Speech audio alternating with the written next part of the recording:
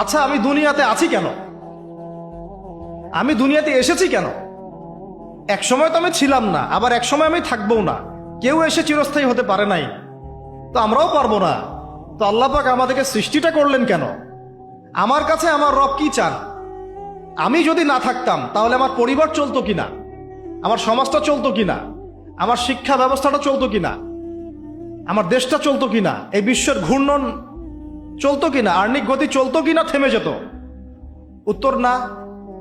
আমি না থাকলে আর্নিক গতি থামতো না। আমি না থাকলে কি আমার পরিবার থেমে থাকতো না, আমার সমাজ থেমে থাকতো না, এই মসজিদ থেমে থাকতো না, এই রাজনীতি থেমে থাকতো না, অর্থনীতি থেমে থাকতো না, দেশও থেমে থাকতো না, উম্মাও থেমে থাকতো না। তাহলে আল্লাহ পাক আমাকে কেন সৃষ্টি করলেন? আমার কি রোল আছে এখানে? আমার কি ভূমিকা? এই এতটুকু চিন্তা করার মতো আমাদের জেনারেশন আমরা পাচ্ছি না। আপনারা ফোন বের করে ছবি তুলতেছেন, ভাবেন এগুলো নিয়ে। আমাকে দিয়ে কি করবেন? আমাদের তো কিচ্ছু করার নাই এই কথাগুলো বলা ছাড়া।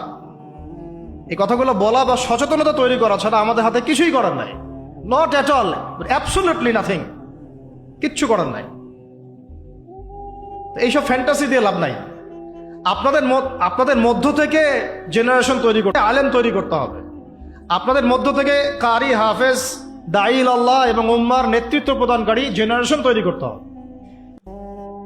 এইসব চেয়ারে বসে কয়জন? সারা বাংলাদেশে হয়তো 50 জন, 100 জন। এই 100টা মানুষ ইউনাইটেড না, তারাও বিক্ষিপ্ত। 16 কোটি মুসলিমের দেশ বলছেন, 16,000 দলে বিভক্ত।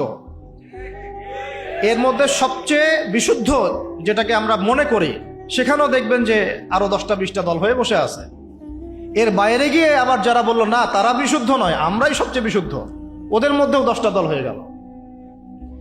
না তারা ইউনাইটেড, না তারা মানে আমরা, না আমরা ইউনাইটেড, আর না আমাদের কোনো আমিরুল মুমিনিন আছে যিনি সবাইকে একটা জায়গায় নিয়ে দিনের কিছু খেদমত নেবেন। আসসামু ওয়া তাআ থাকবে, শুনলাম মানলাম আনুগত্য করলাম, এমন থাকবে? নাই। না কোনো ইকোনমিক বেস, না কোনো স্বতন্ত্র মিডিয়া, না স্বতন্ত্র প্রযুক্তি, না কোনো স্বতন্ত্র মানে পলিটিক্যাল প্ল্যাটফর্ম, কিছু না। অনেকেই দৌড়াচ্ছেন পশ্চিমাদের তন্ত্রমন্ত্রের পিছনে, এইটাও নেক্সট স্রোতে ধোকা খাচ্ছেন। আমি আমার কথা স্পষ্ট করে বলে দিলাম, এটাও নেক্সট স্রোতে ধোকা খাচ্ছেন।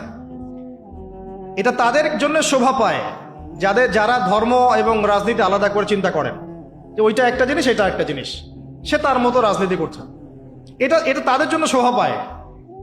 যাদের কাছে কোরআন আছে, যাদের কাছে হাদিস আছে, নবীর সুন্নাহ আছে, তারা যখন এই ড্রেনের মধ্যে নেমেছে, তখন ইসলামের খেদমতের জায়গায় ক্ষতিও বেশি হয়ে যাচ্ছে। কোনো সময় কিছু কিছু বেনিফিট হয়তো আপনি পাচ্ছেন, মনে করছেন এই অল্প অল্প বেনিফিটে হয়তো অনেক কিছু হয়ে যাবে। ভুল ধারণা আপনার। একটাই উপায়, একটাই মানহাজ, একটাই পথ পদ্ধতি, নবী সাল্লাল্লাহু আলাইহি ওয়াসাল্লামের সিরাত। নবী সাল্লাল্লাহু আলাইহি ওয়াসাল্লামের সিরাত, তার জীবনী। এই জীবনী আমাদেরকে শেখাবে কিভাবে ইসলাম শূন্য থেকে একদম আসমানে উঠেছে, কিভাবে ইসলাম একদম শিকড় থেকে শেকড়ে গিয়েছে, শেখাবে সিরাত, নবী সাল্লাল্লাহু আলাইহি ওয়াসাল্লামের জীবনী। ইয়াং জেনারেশনকে জিজ্ঞাসা করেন কতজন পড়েছে সিরাত। ওইখান থেকেই আপনাকে কথা বলছিলাম, ওই যুগটাকে কেন জাহিলি যুগ বলেন, এত কেন টিটকারি করি, এত কেন তাকে ধিক্কার দেই? কারণ ওই যুগে শিরক ছিল। শিরক একবার। এখনকার বিশ্বে শিরকে একবার দিয়ে ভর্তি।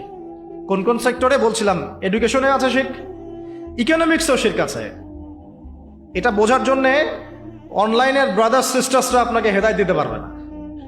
এটা বোঝার জন্য আপনাকে এমন স্কলারশিপের কাছে আসতে হবে যারা কোরআন এবং হাদিসকে দিয়ে বর্তমান ইকোনমিকে ডিল করতে পারে।